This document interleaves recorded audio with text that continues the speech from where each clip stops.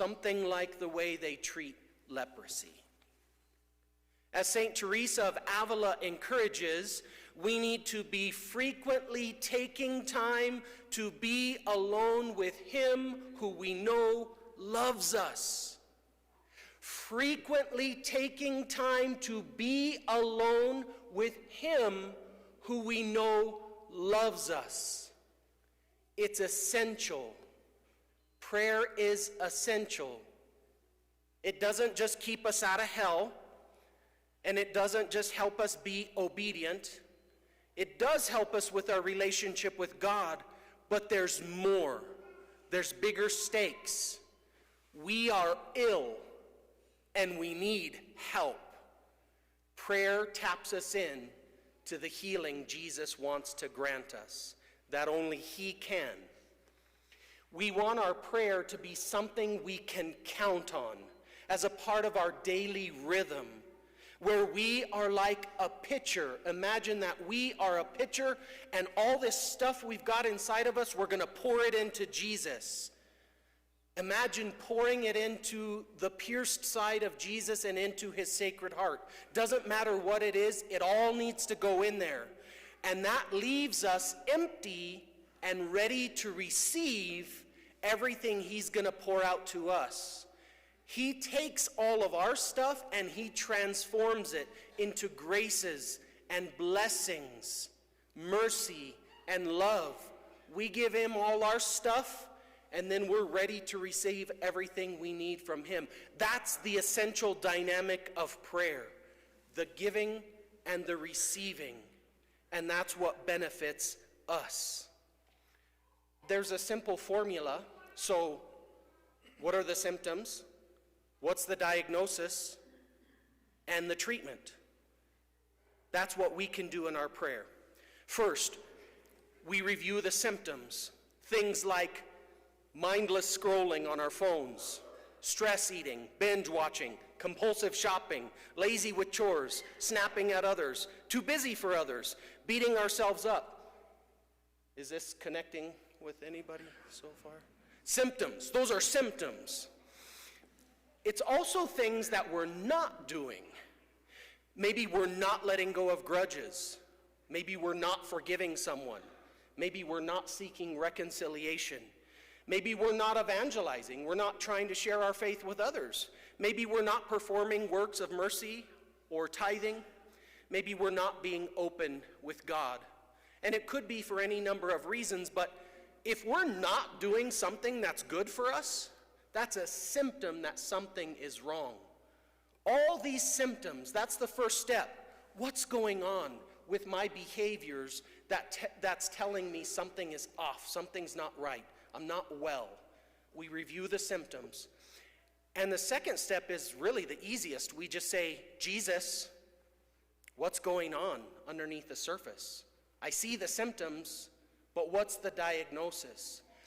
Just asking the question opens the door for Jesus to respond. And He always does. He always does. So that's the easiest step. Just ask the question.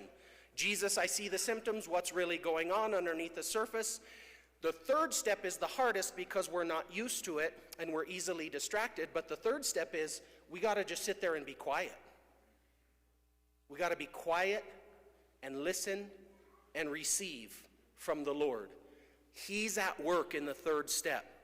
We did the first two. Notice the symptoms, ask the question, and then the third step is all Jesus. He's going to treat us however we need to be treated. He knows what's going on. He knows the remedy. He's got the medicine. So we just need to receive. Sometimes we're going to get inspirations. He's going to help us connect the dots. Oh, that's why those symptoms are appearing. That's really wonderful when that happens. Other times, He's just going to give us the gift of peace to relax and breathe. That is also wonderful, but more often than not, our experience in the third step will be pretty dry, meaning we don't feel anything. There's no insights. There's no sense of peace. We're just kind of sitting there quiet. This is the test of faith where we need to persevere. And that faith looks like this. Jesus, I believe you're with me. I believe you love me. And I believe you're at work for my good. So treat me however you need to treat me because you're the divine physician and I'm the one with the sickness. That's faith. And we persevere in that time of prayer and let Jesus work. Let him work. When we ask the question, Jesus, what's really going on? We're looking for things like loneliness, abandonment, rejection, bitterness, resentment, discouragement. That's what's causing the symptoms. That's the leprosy. That's the illness. If that's what's going on inside of us, no wonder we're acting out. No wonder we're reaching for things that aren't good for us. No wonder we're snapping at others. No wonder we're sick. Sick people don't act right. Recognize the symptoms, ask the question, receive the treatment. And what are the antibiotics that Jesus gives us? His love. His love heals everything. That's what we're receiving. That's what we're doing in prayer. We are putting ourselves in a position to be open to receiving his love. And if anything is getting in the way, we need to renounce it. Get out of here. We've got to confront it. You're blocking me from Jesus. So that his love can come into us and heal us completely from head to toe and everything in between. His love is the antibiotics. His love is the medicine.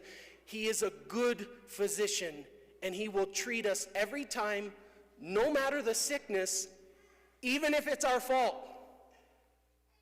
Even if it's our fault that we're sick. Some of these symptoms are also sins, but we would need to discern that carefully with an examination of conscience. And if in fact we are culpable, we simply bring that to confession, another place where the divine physician treats us. This is what it looks like. This is how it works. It's why I'm recommending it. So please look again at the insert, those recommendations for Lent. Digital fasting helps us make space for God. It's an exchange.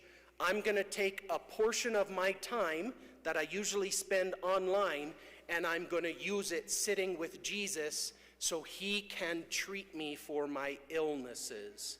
I'm going to sit with Jesus. I'm going to talk with God. I'm going to receive what I need for the life he has for us to live. This is the essential dynamic I'm asking us to enter into for Lent, fasting and prayer and tithing of ourselves, of our time, of our hearts to Jesus so we can be transformed by him. If we do this, it will also transform our experience of Mass, and the power of the Eucharist in our lives will be unleashed. That's the third recommendation. Our bishop is asking us to learn more about the Mass so we can get more out of it. The Mass is the power of God for our salvation. It's everything we need to become saints and get to heaven. But that power has to be unlocked. It has to be unleashed. The Mass can be transformative. And so this fasting and this prayer and this tithing, this exchange, this sitting with Jesus, this is preparing us to get more out of Mass and be transformed by it. What I'm speaking of today is one of the best things we can do for ourselves and one of the best things we can do for others. If we pray in this way, Jesus is actually stretching out his hand to touch us, to heal us. That's what's happening in prayer. He's stretching out his hand to touch us and to heal us just like he did for the leper in today's gospel. Jesus wills that we be healed. We should will it too.